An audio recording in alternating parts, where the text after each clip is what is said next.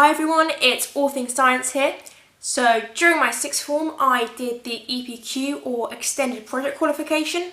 I absolutely loved it. I was predicted an A-star for that and I think it's a fantastic idea and I'm going to debunk some EPQ myths. So an EPQ myth is that it's not worth it. Well actually I think otherwise. I think it's definitely worth it. So some universities will actually offer you a lower offer than the standard offer if you've got a good grade in your EPQ. So for me, when I applied for physics at the University of Bath, instead of offering me A-star AA, they offered me AAA with an A in EPQ, which is a lot better. And it's not just Bath that are doing this, a lot of other universities are starting to take note of the EPQ and are offering students reduced offers if they have a good grade in the EPQ, so kind of B or above. So it's definitely something to take note of.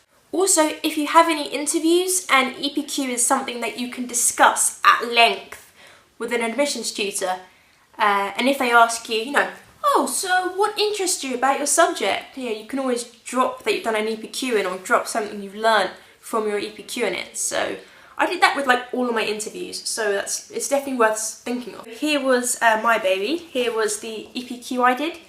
It's called What are the Implications of the Research of CERN on Our Understanding of Physics? So it's all about how CERN's research, familiar with that, it's, if you think back to the Higgs boson and the Large Hadron Collider, it's, all of that. So my EPQ was about 7,000 words. You can probably, 5,000 is your kind of minimum. So I went a little bit over it, 7,000 words, and I produced a document, something I could talk about kind of to the hills during an interview. And I was really proud of this actually. All that kind of anguish and pain and nights of crying, but it's fine. Another EPQ myth is that it takes up too much time. Well actually this isn't the case at all. A lot of people find it's completely fine. A lot of people put off doing an EPQ because they think, year 13 is busy, I've got exams, I've got mocks, I've got this and that, and I can't really be bothered to write a paper. Well actually, a lot of people finish their, well I did, a lot of people finish their first draft going into year 13, so they use the summer of year 12 to kind of write the first draft. Then the rest of year 13 is just kind of polishing and rewriting sections that don't fit and things like that. So I actually had a few friends who finished at Christmas. So they completely done by Christmas and they had all the time to focus on their mocks and exams and coursework and things. Not me, that wasn't me. I was actually the first one to hand in my first draft and then I was also the last one to hand in their last draft, and that's probably because I had the time management skills of a carrot. But I did it, and that's the main thing. Another myth is if you don't know what to do it on, don't do it. And this is what puts a lot of people off. A lot of people didn't do it because they thought, but I don't know what I want to do it on. I actually changed my title 4 times. I had to change this 4 times because I first wanted to talk about the Higgs boson, but I thought, no, I want to do it about the Large Hadron Collider as well. And then I realised I wanted to do it about the research of CERN, all of its research, rather than just focus on one piece of research.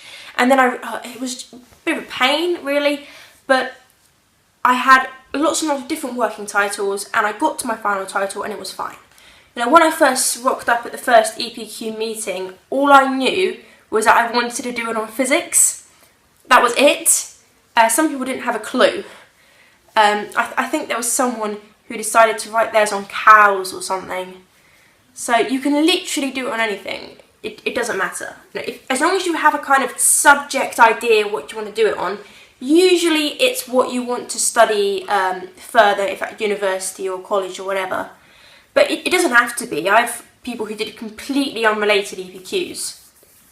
But obviously I knew I wanted to do mine on physics. You're not alone in this process. A lot of people think it's just kind of solo writing on your own. It's not the case. You do have a supervisor who you meet once in a blue moon, and any kind of problems with your title, they can kind of guide you through it a little bit. They might not understand your subject at all, which is in my case, but they'll understand how to write. And if you're writing absolute trash, they will tell you. They will tell you. Not a complete leap in the dark. It does require a little bit of kind of willpower and a little bit of perseverance to write this.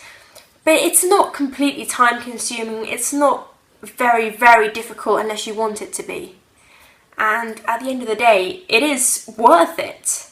You know, it's a qualification, and it's a qualification that universities and colleges do recognise. So, thank you for watching, everybody. I hope everything goes right with your EPQ, and I hope you will choose to do one, because it is absolutely fantastic. I really enjoyed my experience. I really enjoyed the experience when I wasn't crying or overly stressed. But I really hope you'll choose to do one, and I hope yours go absolutely fantastically. So, may the force be with you.